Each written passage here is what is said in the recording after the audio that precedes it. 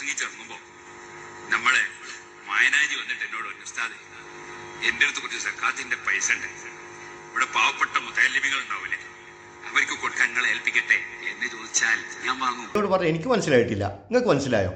അദ്ദേഹം എന്താ പറഞ്ഞത്? മായിൻ ഹാജി എന്നോട് വന്നിട്ട് പറഞ്ഞു. അപ്പോൾ പറയൽ എന്ന സംഭവം നടന്നു. ആ മായിൻ ഹാജി പറഞ്ഞതിൻ്റെ ശേഷം ഏതോ ഒരു ദിവസം അദ്ദേഹം ഒരു പ്രസംഗത്തിൽ പറയാണ്, മായിൻ ഹാജി എന്നോട് വന്നിട്ട് പറഞ്ഞു. അപ്പോൾ പറഞ്ഞൊരു സംഭവം ഉണ്ടാവുമല്ലോ, ഇനി അതാ പറയാൻ പോകുന്നത്.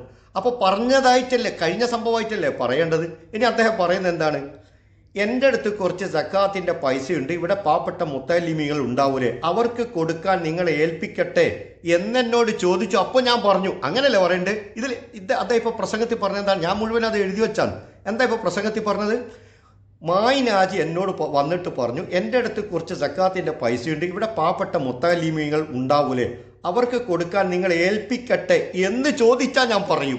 അതെന്ത് വർത്താനം? എന്ന് ചോദിച്ചു എന്നിട്ട് ഞാൻ പറഞ്ഞു എന്നല്ലേ പറയേണ്ടത്?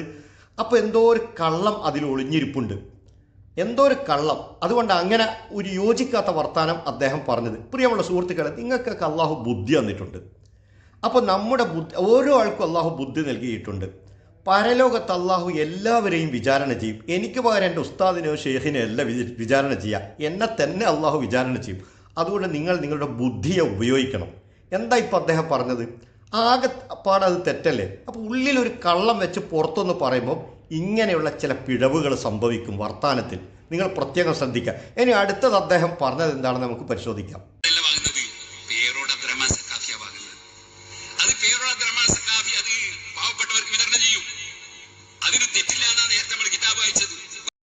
ആ മായിൻ ഹാജി പറഞ്ഞു എന്ന് പറഞ്ഞിട്ടാണല്ലോ അദ്ദേഹം തുടങ്ങിയത്.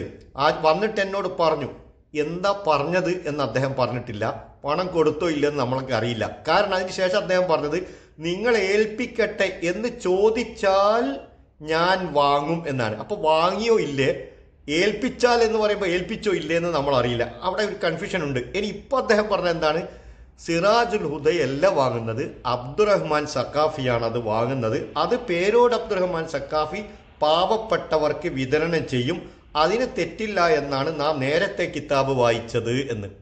അപ്പോൾ സിറാജുൽ ഹുദയിൽ കുറച്ച് ജോലിക്കാരുണ്ട്, മറ്റധ്യാപകരുണ്ട്, സക്കാഫിമാരുണ്ട്, അവരൊന്നും അറിയില്ല. ഇത് ഞാൻ വാങ്ങും.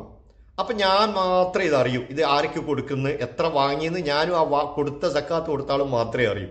ബാക്കി ഞാൻ പറയുന്നില്ല. ഇനി അദ്ദേഹം അടുത്ത് പറയുന്നതാണ് വളരെ പ്രധാനപ്പെട്ട, അത് നിങ്ങൾ ശ്രദ്ധിച്ച് കേൾക്കണം. അത് പാവപ്പെട്ടവർക്ക് വിതരണം ചെയ്യും, അതിന് തെറ്റില്ല എന്നാ നേരത്തെ നമ്മൾ കിതാബ് വായിച്ചത്.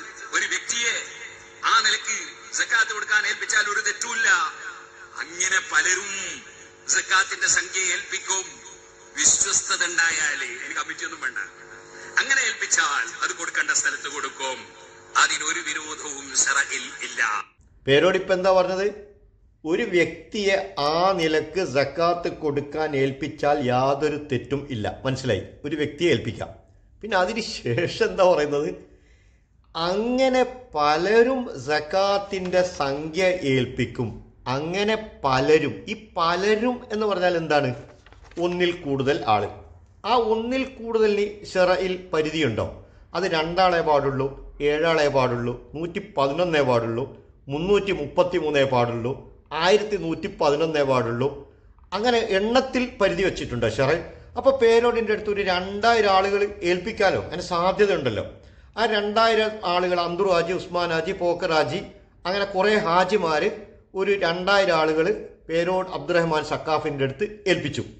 അതെല്ലാം കൂടി ഒരു 100 കോടി ഉറുപ്പ്യ എന്ന് ഞങ്ങൾ സങ്കല്പിക്കുക. ഈ 100 കോടി എന്താ പേരോട് ചെയ്യാം? പേരോട് പിന്നെന്താ പറഞ്ഞത് കേട്ടോളൂ. ആ ഏൽപ്പിക്കും. വിശ്വസ്തതയുണ്ടായാൽ അതിന് കമ്മിറ്റിയൊന്നും വേണ്ട. അങ്ങനെ ഏൽപ്പിച്ചാൽ അത് കൊടുക്കേണ്ട സ്ഥലത്ത് കൊടുക്കും.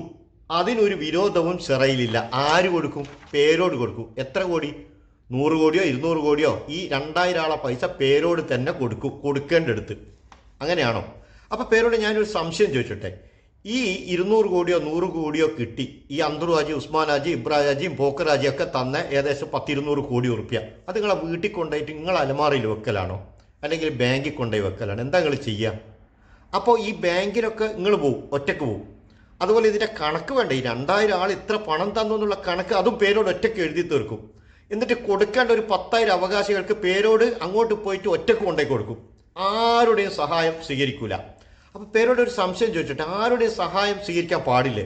ഇനി നമ്മൾ സ്വീകരിച്ചു എന്ന് വെക്കാം, എഴുതി വെക്കാൻ ഒരു അക്കൗണ്ടൻറ്റിനെ വെച്ചു, കണക്ക് വെക്കണമല്ലോ. അപ്പോൾ ബാങ്കിൽ പോകാൻ ഒരാളെ വെച്ചു, ഇതൊക്കെ വിതരണം ചെയ്യാൻ 3-4 ആളെ വെച്ചു. അപ്പോൾ ഒരു ഏകദേശം ഒരു 5-6 ആളായി. 6 എന്നുള്ളത് 60 ആവാം, അത് കൂടുന്തോറും ആൾ കൂടുമല്ലോ. അങ്ങനെ വരുമ്പോൾ ആ ഒരു കൂട്ടം എന്ന് മലയാളത്തിൽ പറഞ്ഞാൽ മതിയല്ലേ, ഒരു കൂട്ടം.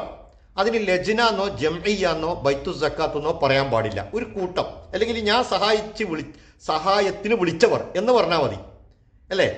അങ്ങനെയാണോ ഷെറയിൽ? എന്താണ് നിങ്ങളെ അഭിപ്രായം എന്താണ്?